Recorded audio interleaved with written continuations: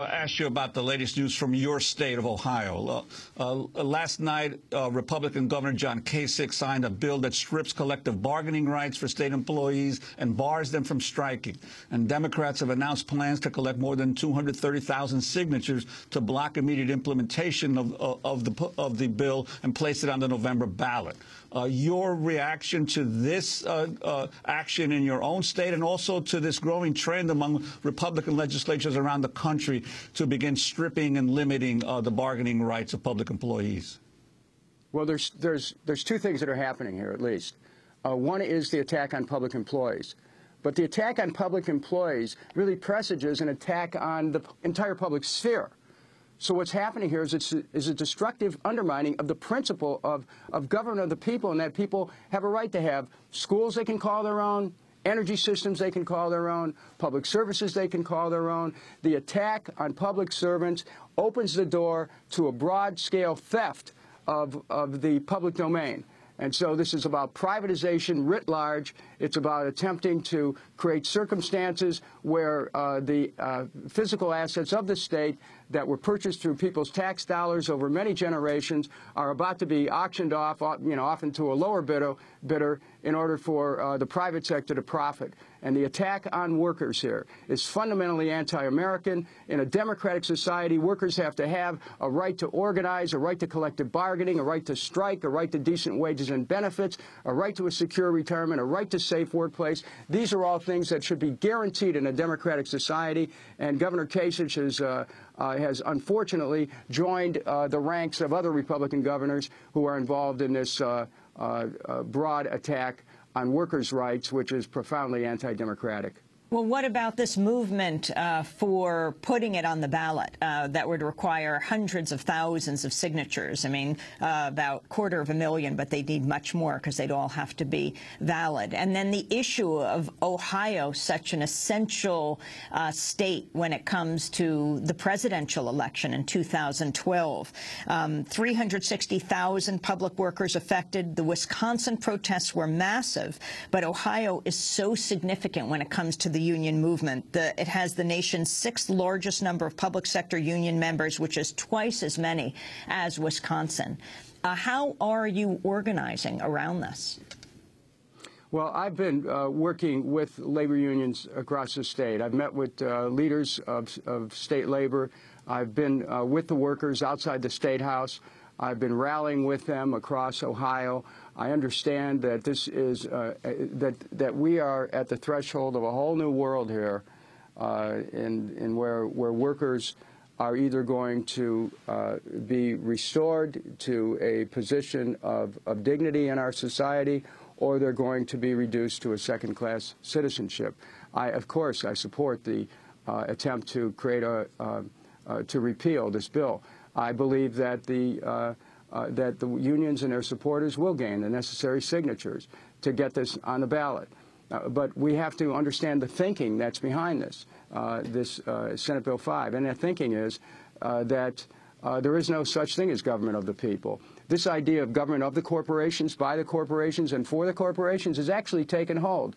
It's taken hold in the Citizens United case. It's taken hold in Buckley versus Vallejo. And now it's taken hold with Senate Bill 5.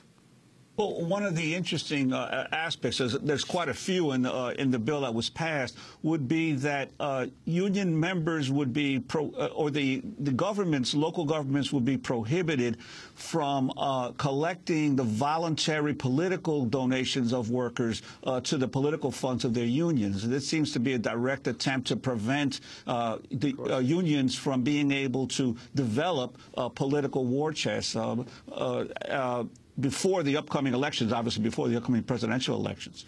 Your response to that? I would think that it's unconstitutional. I mean, it's actually trying to intervene in the right of association, and there are free speech implications here. But when you're talking about corporate interests running a state, what's a constitution among friends? You have to look at the attempt here to destroy unions. That's exactly what it is. And at this point, unions are one of the last lines of defense against a corporate plutocracy.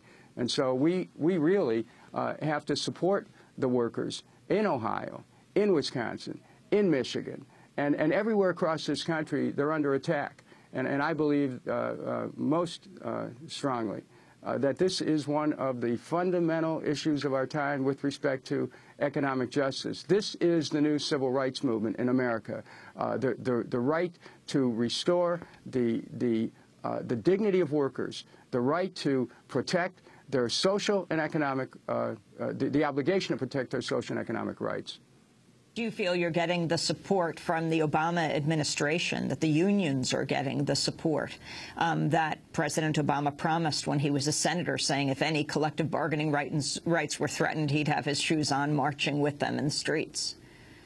Well, he hasn't found those shoes yet, but I'm sure he'll find them.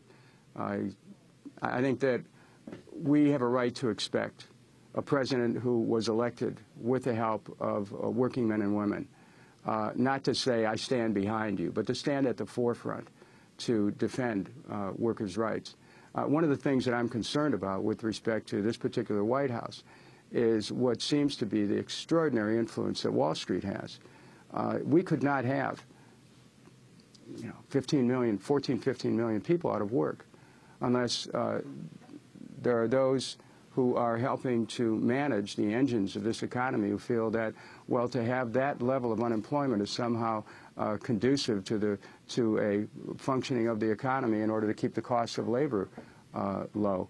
We really have to demand that our president, and he is our president, step forward here and defend workers, and not just give us platitudes, but be forward with defending them, using the Justice Department, using his bully pulpit to step forward, to join workers at state capitals, to rally people on this issue, to stand with them and support Senate Bill, the repeal of Senate Bill 5, to stand with the workers in Wisconsin and Michigan, to take a stand against this attempt to privatize wholesale the assets of state and local governments. In some cases, you have an attempt, as in Michigan, to write laws that would even lead to the abolition of local governments and taken over by an unelected board. I mean, this is a moment where we have to decide if we have a democracy and if we have a president who's going to defend it. Well, Dennis Kucinich, we thank you very much for being with us, Democratic Congressmember from Ohio, from Cleveland. This is Democracy Now!, democracynow.org, The War and Peace Report. And